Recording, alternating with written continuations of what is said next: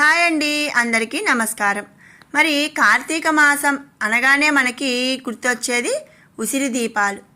కార్తీక మాసంలో అందరూ కూడా ఉసిరికాయపై దీపం వెలిగిస్తారు. మరి అసలు ఈ కార్తీక మాసంలో ఈ ఉసిరి దీపాలు ఎందుకు వెలిగించాలి అనే విషయం చాలామందికి తెలియకపోవచ్చు. మరి ఆ విషయాన్ని మనం ఈ వీడియోలో తెలుసుకుందాము. అందరూ కార్తీక మాసంలో ఉసిరి దీపాలు వెలిగించే ఉంటారు. మరి అసలు ఎందుకు వెలిగించారో మనం తెలుసుకోవాలి కదండి. మరి అందరూ వెలిగిస్తున్నారు, మనము వెలిగించాము అనేది కాకుండా అసలు దాని వెనుక ఉన్న అంతరార్థం గనక తెలుసుకుంటే ఇంకా చాలా బాగుంటుంది అనే ఉద్దేశంతో ఈ వీడియోలో నేను ఈ విషయాన్ని తెలియచేస్తున్నాను. అందరూ కూడా వీడియోని స్కిప్ చేయకుండా చూడండి, అలాగే లైక్ బటన్ క్లిక్ చేయండి. మొదటిసారి కనుక మన ఛానల్ని చూస్తుంటే సబ్స్క్రైబ్ చేసుకోవటం మర్చిపోమాకండి. కార్తీక మాసానికి ఉసిరి చెట్టు ఉసిరికాయకు అవినాభావ సంబంధం అనేది ఉందన్నమాట. ఎందుకంటే కార్తీక మాసంలో మనం ఉసిరి చెట్టు కింద వనభోజనాలు చేస్తాము, అలాగే ఉసిరి చెట్టు కింద విష్ణుమూర్తిని ఆరాధిస్తాము. ఉసిరి చెట్టుకి తులసి చెట్టుకి కార్తీక ద్వాదశి రోజు మనం కళ్యాణం జరిపిస్తాము. ఇంకా ఉసిరికాయ మీద మనం దీపాలనేవి వెలిగిస్తాము. ఇలా కార్తీక మాసానికి ఉసిరి చెట్టుకి అవినాభావ సంబంధం అనేది ఉంది. అసలు కార్తీకానికి ఉసిరికాయకు ఇంత దగ్గర సంబంధం ఉండడానికి కారణం ఏమిటి? కార్తీక మాసంలో ఈ ఉసిరిక దీపాలు ఎందుకు వెలిగించాలి? దీనివల్ల కలిగే ఫలితం ఏమిటి అనే ఆసక్తికరమైన విషయాలు మనం ఇప్పుడు తెలుసుకుందాము. ఈశ్వర స్వరూపం.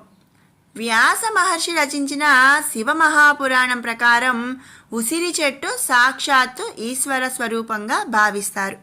అందుకే కార్తీక మాసంలో వచ్చే ఏకాదశి, సోమవారం, పౌర్ణమి తిథుల్లో ఉసిరి చెట్టు కింద దీపాలనేవి వెలిగిస్తూ ఉంటారు.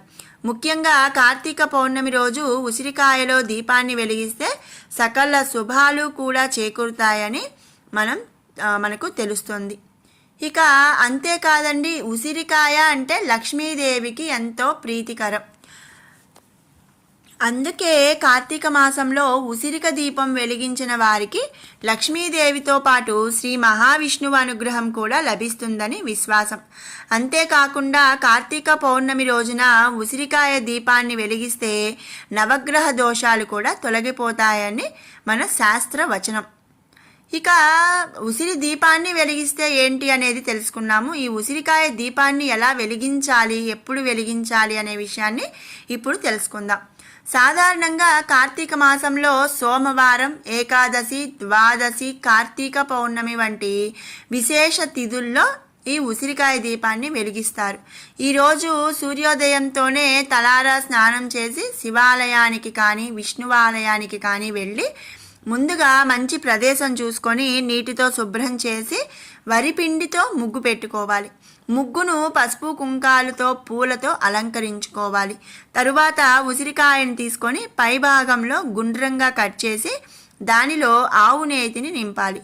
ఆపై తామర కాడలతో తయారైన ఒత్తులను వేసి దీపాన్ని వెలిగించాలి.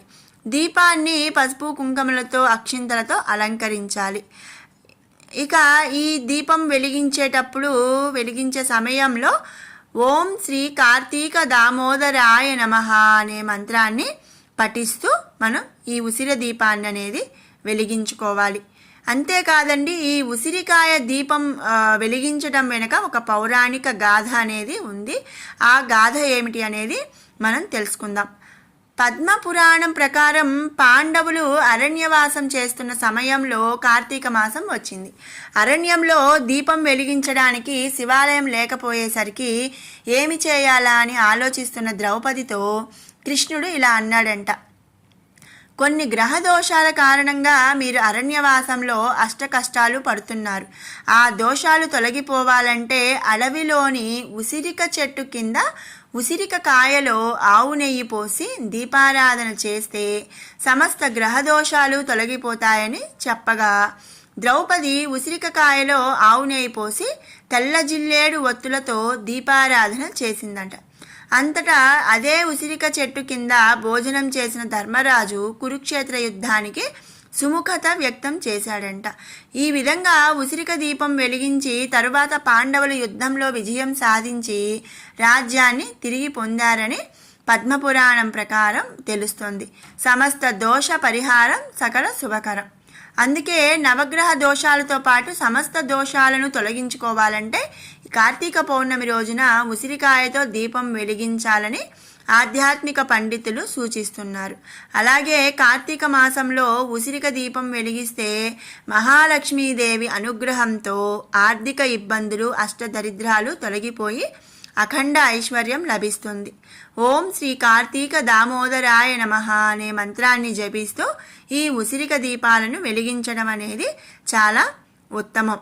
మరి విన్నారు కదండి, కార్తీక మాసంలో ఉసిరిక దీపాలు ఎలా వెలిగించాలి, అసలు వెలిగించటం వలన మనకి కలిగే లాభాలు ఏమిటి, అలాగే అసలు ఎందుకు వెలిగిస్తారు అనే విషయాలను మీకు ఈ వీడియో నచ్చినట్టయితే లైక్ చేయండి, షేర్ చేయండి. అలాగే మరిన్ని అప్డేట్స్ కోసం మన ఛానల్ని సబ్స్క్రైబ్ చేసుకోండి. Thanks for watching.